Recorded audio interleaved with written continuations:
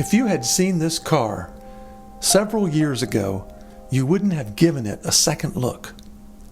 It was a piece of junk buried in a bog behind an English farm.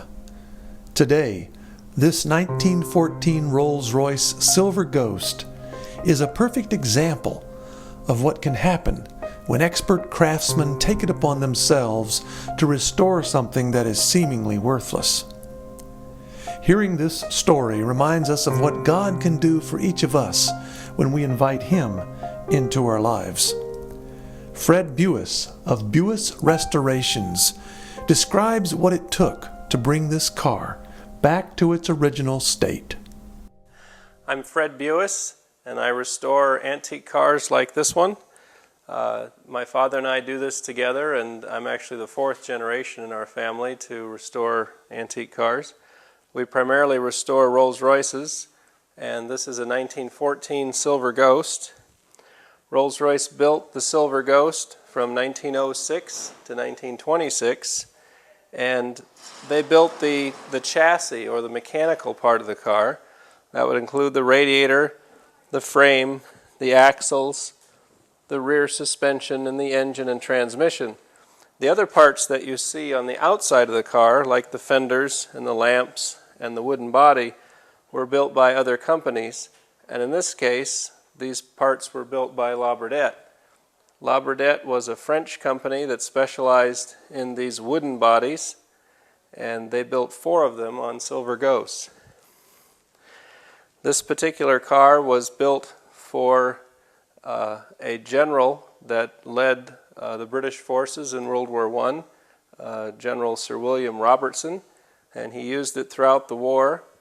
During the 30s, it was made into a truck, and eventually it became a farm wagon, and it was discovered in the 1960s in a bog where it had been abandoned and had literally sunk down into the ground.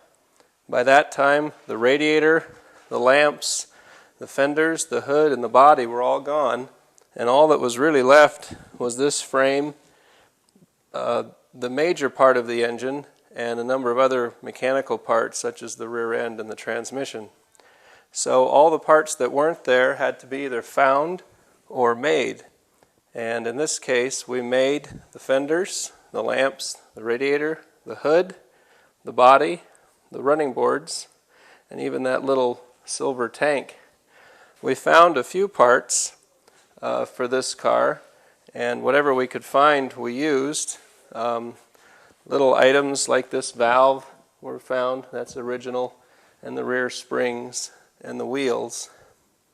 But a great deal of the car had to be made from scratch. Each of these cars was unique, a lot like people. Rolls-Royce built them to order, and so no 2 of them were the same.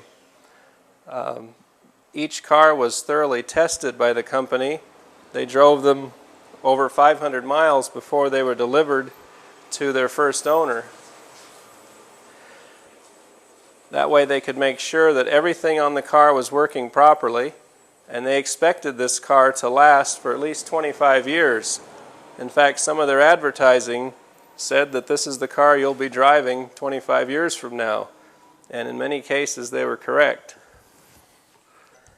As I mentioned before, we made many parts for this car. For instance, we had to make the headlamps, and to do that we had to make forms out of wood for each of these shapes and then have these parts spun, and some of them were cast, and then they all had to be machined and put together.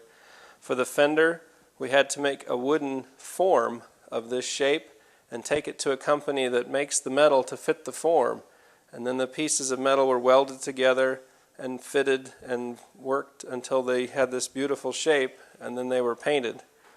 On the engine, we had to make most of the brass parts. During the years that this car was a farm wagon, the brass, the original pieces, had been taken and used for scrap drives during World War II. So we had to remake this tube and this tube, these clamps, and each of these plugs. So most of the brass we made from scratch. You'll notice that the hoses are red. In 1914, rubber was dyed red instead of black as you see it today. We also had to make the firewall. That's this panel. It keeps the heat of the engine inside the engine compartment and keeps the passengers cool. We made that out of aluminum. The hood also we built. It's made out of aluminum with brass strips all the way around. Each of these pieces had to be made by hand. All of the rivets are German silver, and these had to be machined and fitted in. And we actually installed the rivets after the hood was painted so that each head would be just perfect. This is the engine in the Silver Ghost. This large unit here is a magneto, which a lot of airplanes have. It's a completely self-contained ignition system. It requires no battery. As long as it's being turned by the engine, it generates its own electricity and sends it up to the spark plugs. So it's a very reliable and compact ignition system. This is the intake manifold where the air and fuel go into the engine, and these are the exhaust manifolds where the exhaust comes out of the engine. Underneath each of these ports is a valve, and if you look here you can see the spring for the valve is all exposed. If we wanted to do a valve job on this car, it would be simply a matter of unscrewing these and lifting the valves out, and it takes about a minute to take each valve out, so it's a very simple process. Up here are the ignition wires for the secondary ignition system, which is on the other side, and that's a distributor and battery system, and they kept the wires separated so that they didn't influence each other, the electricity moving through. Here's the fan, which is made out of aluminum. It's driven by a very special belt called a whittle belt, made out of leather and metal links. The engine sits in the chassis on a system of links. Instead of being bolted in rigidly, it's held on a linkage system so that the frame can move and flex, because the roads back in 1914 were very rough, and this car had to be expected to travel over ruts and very poor roads. My father and I restored the car together over a period of 4 years, and we spent 15,000 man-hours. So 15,000 individual hours went into the car. That is full-time, say 8 hours a day, for 2 men for 4 years. And that's how long it took to bring this car from that frame that was found in a field to where you see it today.